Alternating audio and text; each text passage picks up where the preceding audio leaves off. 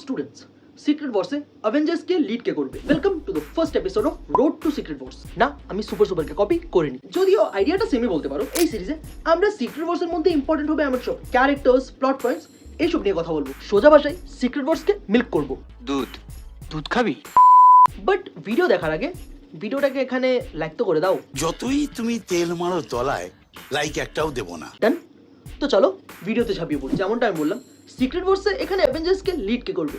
এমসিইউর infinity সাগাতে মার্ভেলের কাছে প্রচুর লেগেসি ক্যারেক্টার ছিল, like Captain America, Iron Man, Thor etcetera. কিন্তু এখন মাল্টিভার্স সাগাতে এমসিইউর কাছে ওই অর্থে এত সব লেগেসি ক্যারেক্টার্স নেই, আর যে ক্যারেক্টার্সগুলো আছে তাদের রোল এতটা ক্লিয়ার নয়। থর আর স্পাইডারম্যানের মতো ক্যারেক্টারের স্টোরি লাইন এখানে মাল্টিভার্স সাগার সাথে কোনোভাবেই অ্যালাইন হচ্ছে না, যেখানে থর নিজের অ্যাডভেঞ্চারে আছে আর স্পাইডারম্যান আইডেন্টিটি ক্রাইসিসে। Identity theft is not a joke, Jim. তো যদি মাল্টিভার্সের অ্যাঙ্গেল এখানে দেখা হয়, তাহলে অ্যাভেঞ্জার্সকে লিড করার জন্য ক্লোজেস্ট যে নামটা উঠে আসছে সেটা হচ্ছে ডক্টর স্ট্রেঞ্জ, যেখানে কমিক্সের সিক্রেট ওয়ার স্টোরি লাইনেও ডক্টর স্ট্রেঞ্জ খুবই একটা ইম্পর্টেন্ট রোল প্লে করেছিলেন। আর এখন এমসিইউর মধ্যে ডক্টর স্ট্রেঞ্জের স্টোরি লাইনকে অনেকটা ওইভাবেই সেট আপ করা হচ্ছে, যেখানে ডক্টর স্ট্রেঞ্জ মাল্টিভার্স অফ ম্যাডনেসের মধ্যে অন্য একটা ইউনিভার্সে গিয়ে নিজে ইনকারশন ফেস করেছেন। 838 ইউনিভার্সের মধ্যে মেবি নিজের অজান্তে একটা ইনকারশন স্টার্ট করেছেন, আর মাল্টিভার্স অফ ম্যাডনেসের ক্রেডিট সিনে ডার্ক ডিমেনশনের মধ্যে একটা ইনকারশন থামানোর জন্য এন্টার করছেন, যেখানে ইনকারশন মানে হচ্ছে দুটো ইউনিভার্সে একসাথে কোলাইড করা।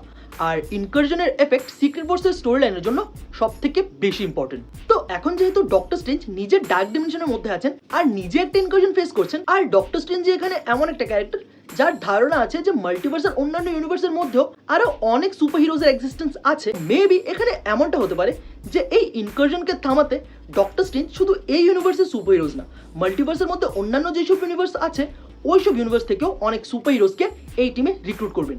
যেমন ফক্স ইউনিভার্স থেকে ডেডপুল এন্ড বুলভারিন, অন্য একটা ইউনিভার্স থেকে ফ্যান্টাস্টিক ফোর, মানে যেমনটা এখানে ডক্টর স্ট্রেঞ্জ ইনফিনিটি ওয়ারের মধ্যে থ্যানোসের ব্যাপারটা আয়রন ম্যানকে জানিয়েছিল, আর যেমন হোয়াট ইফের সিজন 1-এ এখানে ওয়াচারের বলার পর ডক্টর স্ট্রেঞ্জ একটা মাল্টিভার্সাল অ্যাভেঞ্জার্স টিম বানিয়েছিল, ঠিক একইভাবে এখানে মাল্টিভার্সাল সাগার শেষে সিক্রেট ওয়ার্সের মধ্যে অ্যাভেঞ্জার্সকে লিড করার জন্য ডক্টর স্ট্রেঞ্জ এগিয়ে আসবে।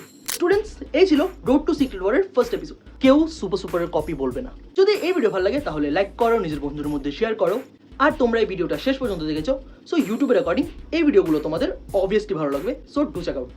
আর তাছাড়া সুপার হিরোজ অ্যান্ড বিভিন্ন পপ কালচার নিয়ে এমন সব অসম ভিডিওস রেগুলারলি বাংলায় দেখতে চাইলে অবশ্যই সাবস্ক্রাইব করো। ভালোই বলে তারপরেও কেন যে তোমরা সাবস্ক্রাইব করো না। দেখা হচ্ছে next time. Till then, be happy.